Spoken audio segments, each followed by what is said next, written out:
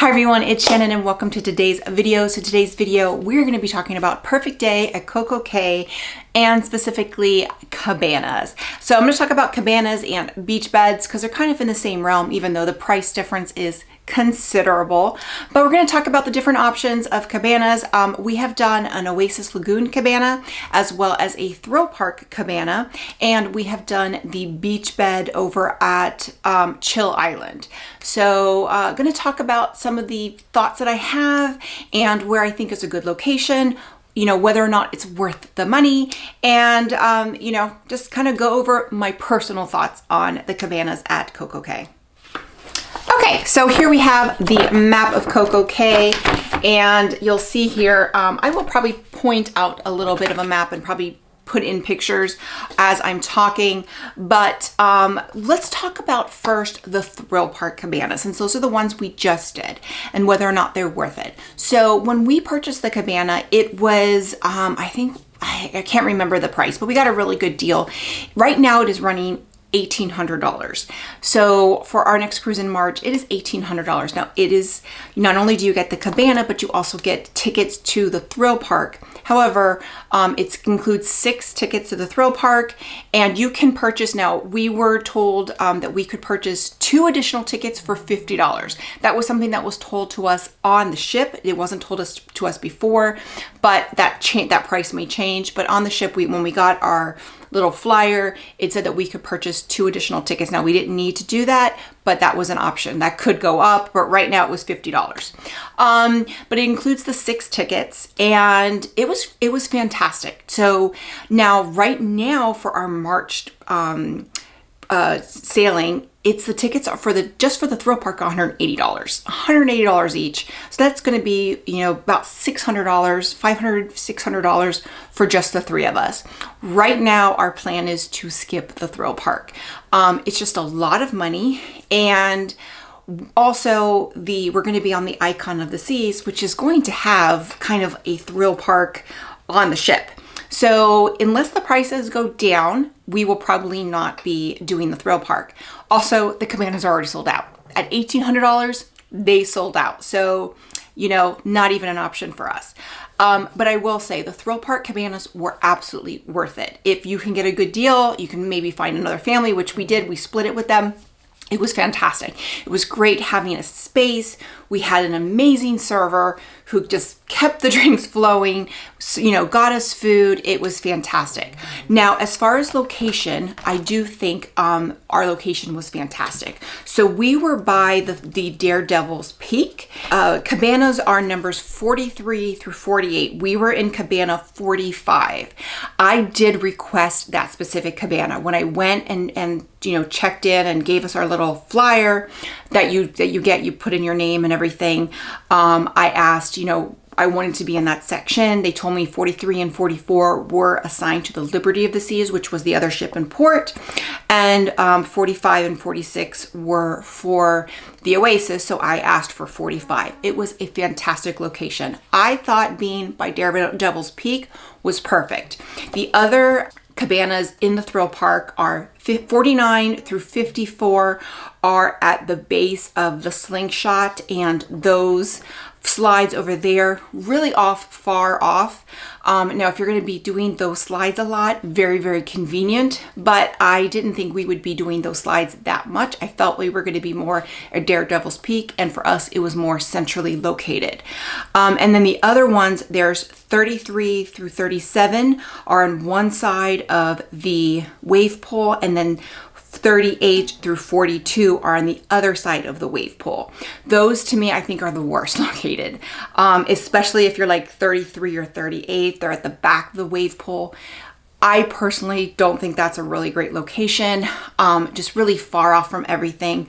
Our location was great. I was able to watch my son go up and down the slides. It was just fantastic. I just absolutely loved being at the, you know, Daredevil's Peak. So I think, you know, requesting either Daredevil's Peak, those, you know, 43 through 48, or the ones 49 through 54 at the base of the slingshot, that tower over there. I think those are the best. Definitely recommend getting and requesting a cabana. Not everybody's going to do that. A lot of people don't realize that you can do that. Absolutely request you know, a cabana. So those are my recommendations for the thrill park cabanas. Okay, next let's talk about the Oasis Lagoon cabanas. Those are 21 through 32, and we had one last year. Now I had gotten a really dirt cheap price. I think I got it for $400. Now we had thrill park tickets, and but there was no cabanas for the thrill park. They were sold out, but it was a $400 Oasis Lagoon cabana. So I went ahead and got it for $400. I originally was going to cancel it, ended up keeping it. I said, you know, and it worked out. But, you know, I would not recommend, unless you're going to be staying in that location, I don't recommend going like what I did with the thrill park and the Oasis Lagoon. It was not convenient. I would never do that again. You know, it worked out for that particular trip, but I don't recommend it. We also had a really bad server, but that's a whole other issue. However, if you plan on spending a lot of time at the Oasis Lagoon, then I think they're great. But I don't think it's necessary. You know, it's a nice spot, but you can have a, you know, there's a lot of places to get, you know, to get spots there. And it's also very secluded. So there's like a bush there. So it's really nice. Now, if you have a large group of people, I think the cabana will fit 8. If you have a large group of people, I think it's nice, but I don't think it's necessarily necessary, especially for the pool. I think a cabana personally would probably be more beneficial if you are on, you know, one of the beaches. So the Oasis Lagoon cabana was nice. It was nice to have, you know, for $400. It was a nice, you know, splurge. You know, right now the prices are $1,800. I would never pay that for the Oasis Lagoon cabana personally. But as far as location, I think being like 26, 27, 28, somewhere in the middle is a really great location. You know, I wouldn't recommend being 21, 22. I would say trying to be somewhere in the middle is very ideal.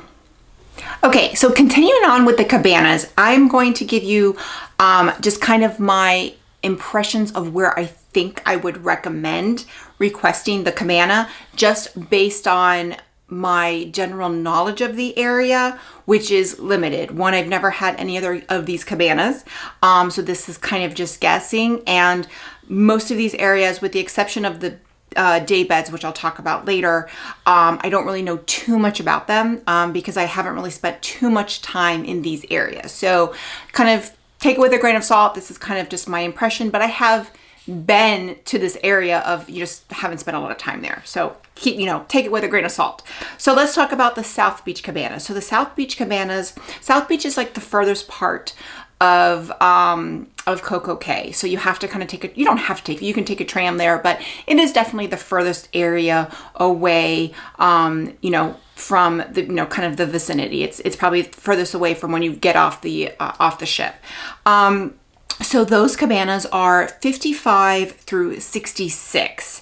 So what I would say here is 60 to 61 looks to be in a very kind of central area. Obviously they're the middle of the cabanas, and it's kind of like right next to the loop of where the tram is. So it looks like there's like the loop there. So it's going to be close to the tram. Now it also looks like 57, 58 is kind of near where the food is. However, you're going to have your own server. So I think it's probably going to be, South Beach is probably not going to be a huge difference as far as where you're going to be.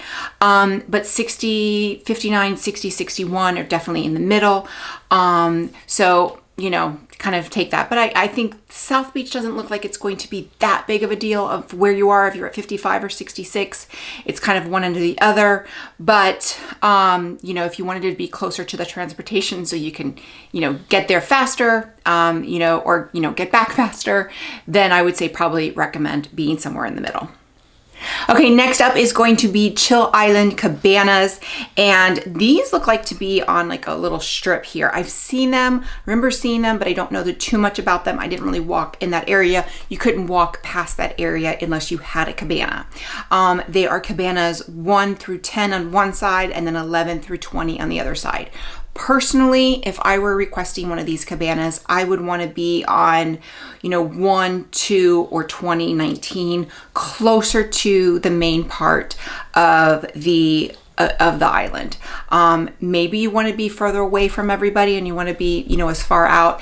I think that's a personal preference. Personally, for me, I'd probably want to be closer, just to kind of be closer to the action and closer to the bathrooms, closer to that type of stuff, especially being with, you know, having a child. So, you know, I think it's just personal preference, but personally for me, I would probably want to be closer to the main island. And now it doesn't look like, if you're at like 10 and 11, it looks like there's a lot of rocks there, so you're not going to necessarily be closer to the beach.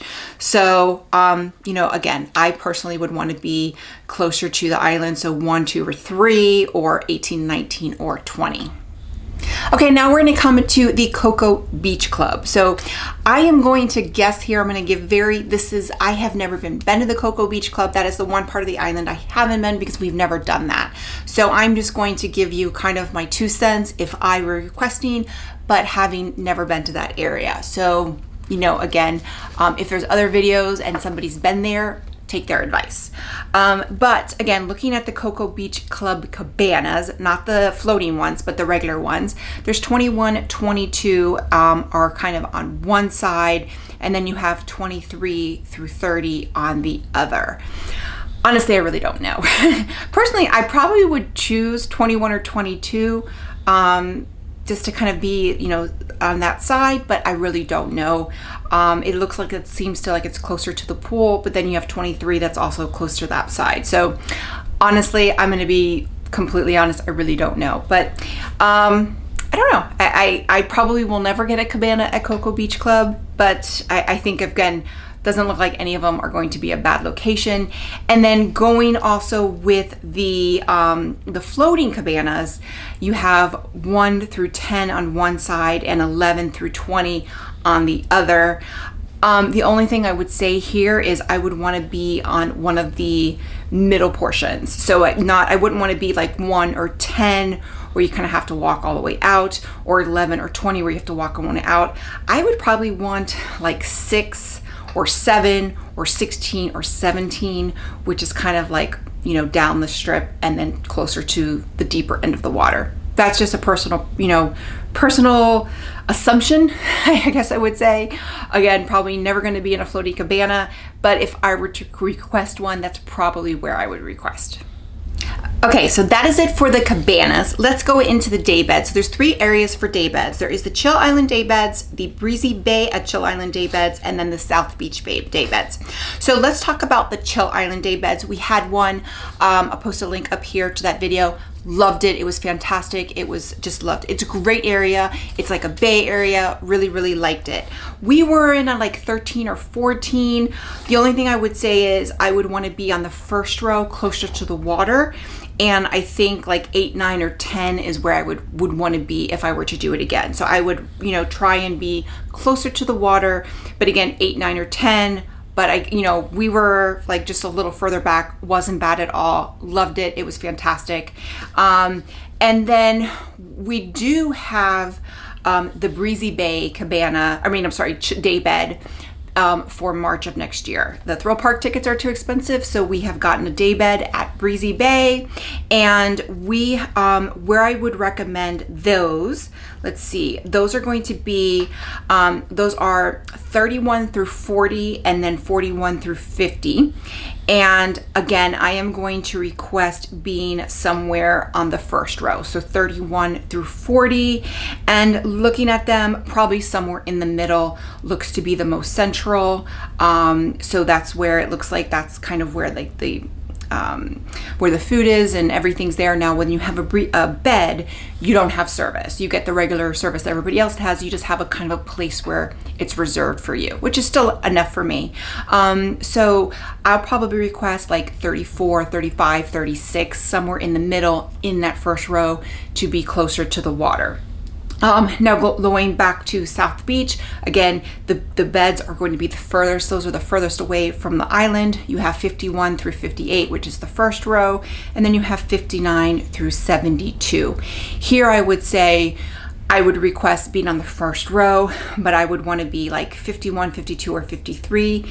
And if those weren't available, I would rather be a little further back than all the way on the end. So I think, being on the first row, but I wouldn't want to be like 70, 71, 72. It's just a little further out personally.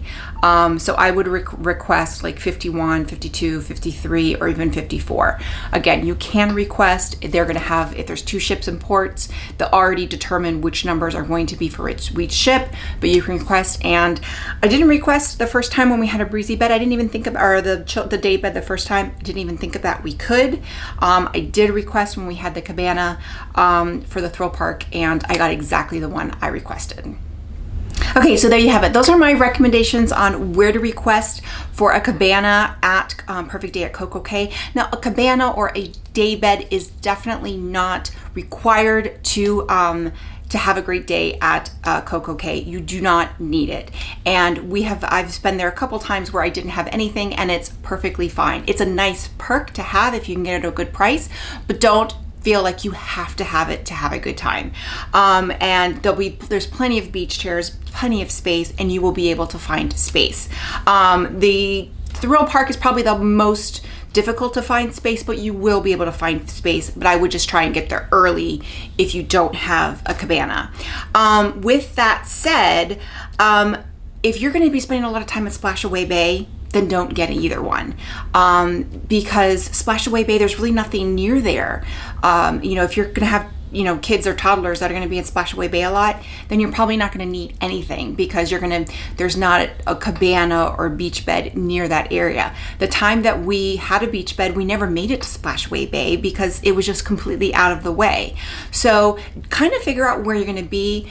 My recommendation for any of the private islands, whether it's CocoCay or Labadee, figure out where you're going to be and then kind of park yourself. You don't want to necessarily be running around across the island. I learned that one time when we did the thrill park in Oasis Lagoon. Even though it wasn't that far of a walk, it was just inconvenient. So you're going to have a much more enjoyable time if you kind of figure out a part of the island that you're going to be and just park yourself and enjoy the rest of the day. So that's what I would say is, like, figure out where you're going to be and then see if you can get a good price. And if you can't, or you can't afford it, you will be able to find beach chairs, or something, and you won't have to spend the extra money. But if you do spend the extra money, definitely request which one you want, because that's just going to help you enjoy it a little bit more. So with that, if you like this video, click like, click and subscribe. That way you get a notification every time I post a new video. Bye everyone.